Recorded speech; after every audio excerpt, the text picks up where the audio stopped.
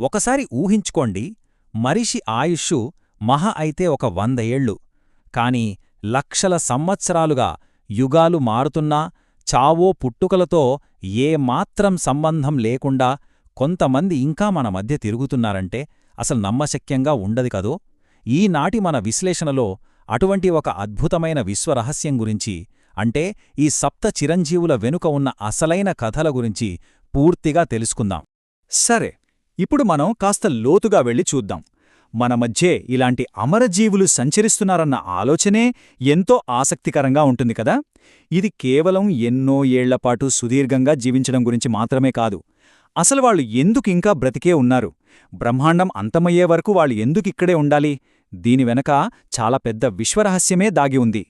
అసలు చిరంజీవి అంటే కేవలం చావులేనివాడు అని మాత్రమే కాదండి, జననమరణ చక్రాలను పూర్తిగా దాటేసినవాడు అని అర్థం.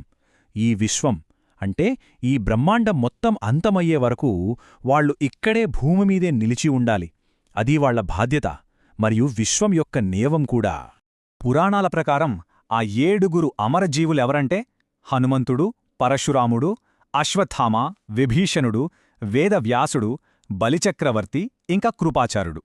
అయితే ఇక్కడ మన ఉద్దేశం కేవలం ఈ పేర్లు చదివేసి ఊరుకోవడం కాదు.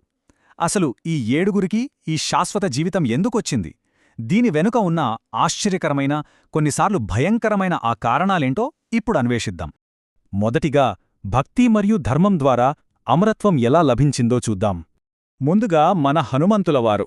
ఆయనకు ఈ చిరంజీవత్వం ఎలా వచ్చిందంటే, రాముని సందేశం చేరవేసి సీతాదేవి బాధను తీర్చినందుకు ప్రతిఫలంగా ఆమె ఈ వరాన్నిచ్చారు. ఇంకో కథనమేంటంటే, బాల్యంలో సూర్యుణ్ణి పండు అనుకుని ఆయన మింగబోయిన కథ మీకు తెలిసిందే కదా. అప్పుడు ఇంద్రుడు వజ్రాయుధ దెబ్బకు హనుమంతుడు స్పృహ కోల్పోవడం, వాయుదేవుడు కోపించడం, ఆ తర్వాత బ్రహ్మ మరియు ఇతర దేవతలందరూ కలిసి ఆయనకు ఈ అమరత్వాన్ని ప్రసాదించారు. ఇక ధర్మానికి మరో గొప్ప ఉదాహరణ విభీషణుడు. చూడండి, సొంత అన్న రావణాసురుడు తప్పు చేస్తున్నాడని తెలిసి ఏమాత్రం వెనకాడకుండా ధర్మం వైపు, అంటే రాముడి పక్షాన నిలబడ్డాడు. ఆ తర్వాత భవిష్యత్తులో తాను కల్కి అవతారంలో మళ్లీ వచ్చినప్పుడు తనకు సహాయకుడుగా ఉండాలని స్వయంగా రాముడే విభీషణుణ్ణి చిరంజీవిగా ఆశీర్వదించాడు. ఇది అద్భుతంగా దేన్ని వివరిస్తుందంటే, అసురుల రాజైన బలిచక్రవర్తి గొప్ప దానగుణాన్ని. వామనుడు 2 అడుగులతో స్వర్గాన్ని, భూమిని ఆక్రమించేసి 3వ అడుగు ఎక్కడ పెట్టాలి అని అడిగినప్పుడు ఏమాత్రం ఆలోచించకుండా తన తలనే వంచిన ఆ గొప్ప వ్యక్తి ఆయన. ఆ త్యాగానికి మెచ్చే సృష్టి అంతమయ్యే వరకు చిరంజీవిగా ఉండాలని వామనుడు ఆశీర్వదించాడు. ఇక కృపాచార్యుడి విషయానికొస్తే, కౌరవులకు, పాండవులకు ఆదిగురువు ఆయనే. కురుక్షేత్రంలాంటి భయంకరమైన యుద్ధ పరిస్థితుల్లో కూడా కౌరవుల పక్షాన ఉన్నప్పటికీ ఆయనెప్పుడూ సత్యం, ధర్మం, నీతిని వదిలిపెట్టలేదు. నిజంగా గొప్ప విషయం కదా. అందుకే ఆ నిష్టకు మెచ్చి శ్రీకృష్ణుడు ఆయనకు చిరంజీవత్వాన్ని ప్రసాదించాడు. రెండవ అంశం, వేచి ఉన్న గురువులు. అవును, వాళ్లు యుగాలుగా ఒకరికోసం నిరీక్షిస్తున్నారు.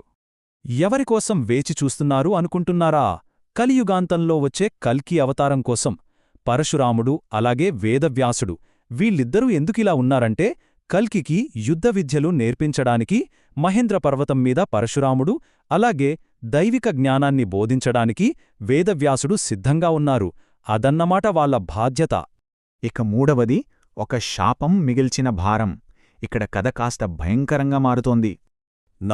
ఇక్కడ నిజంగా ఆసక్తికరమైన పాయింటేంటంటే, ఒకవైపు హనుమంతుడు, విభీషణుడు లాంటివారు ఈ అమరత్వాన్ని గొప్ప బహుమతిగా ఆస్వాదిస్తుంటే, ఇంకోవైపు అదే శాశ్వత జీవితం ఒక అంతులేని నరకంగా మారిన పరిస్థితి.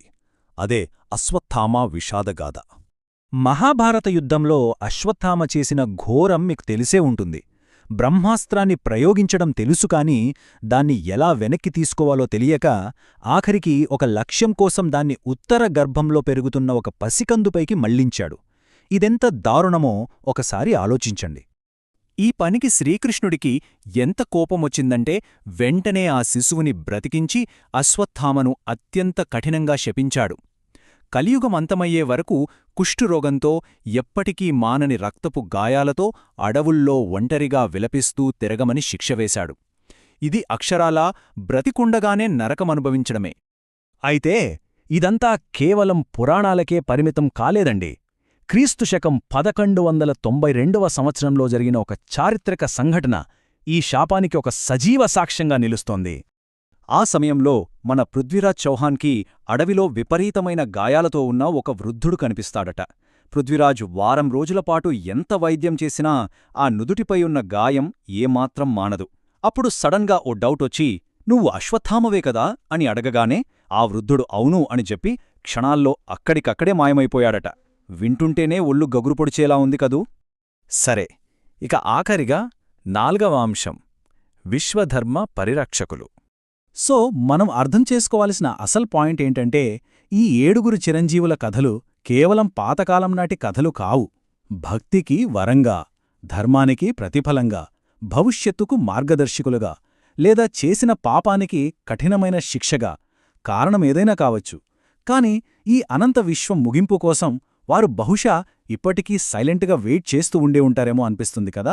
ఇంతటి బ్రహ్మాండమైన కాల ప్రమాణం ముందు అసలు మనం ఎంత చిన్నవాళ్లమో ఒకసారి ఊహించుకోండి. సరే మరి, మరొక ఆసక్తికరమైన అంశంతో తదుపరి విశ్లేషణలో మళ్ళీ కలుద్దాం.